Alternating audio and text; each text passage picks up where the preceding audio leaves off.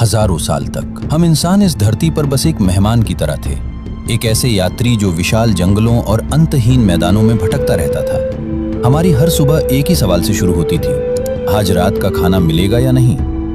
हर दिन जिंदगी बचाने की एक जंग थी, जहां या तो हम शिकारी थे या खुद किसी का शिकार बन जाते।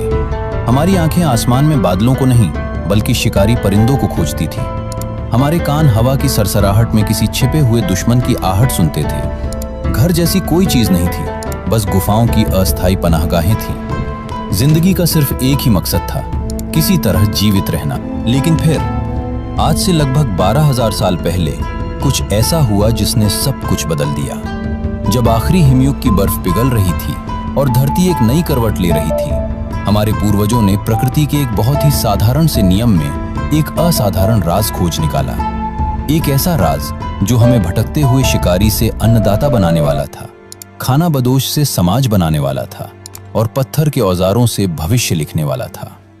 ये कहानी सिर्फ गेहूं के एक दाने या चावल की एक बाली की नहीं है। ये उस चिंगारी की कहानी है जिसने इंसानियत के सफर को एक नई रफ्तार दी।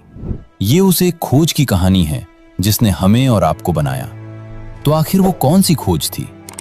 चलिए आज समय में पीछे चलते हैं और उस क्रांति की कहानी को परत दर परत खोलते हैं। जरा आज से 12,000 साल पहले की दुनिया की कल्पना कीजिए। एक ऐसी दुनिया जिसमें न शहर थे, न गांव, न खेत और न ही अगले पल की कोई गारंटी। ये पूरा पाषाण और मध्य पाषाण युग का समय था, मानव इतिहास का वो लंबा दौर जब हम शिकारी संग्राहक थे। हमारे पूर्वज 20 से 30 लोगों के छोटे छोटे कबीलों में रहते थे, जो लगातार भोजन और पानी की तलाश में एक जगह से दूसरी जगह भटकते रियलिटीज थे। उनकी पूरी जिंदगी प्रकृति के इशारों पर चलती थी। हजारों साल तक हम इंसान इस धरती पर बस एक मेहमान की तरह थे, एक ऐसे यात्री जो विशाल जंगलों और अंतहीन मैदानों में भटकता रहता था। हमारी हर सुबह एक ही सवाल से शुरू होती थी, आज रात का खाना मिलेगा या नहीं।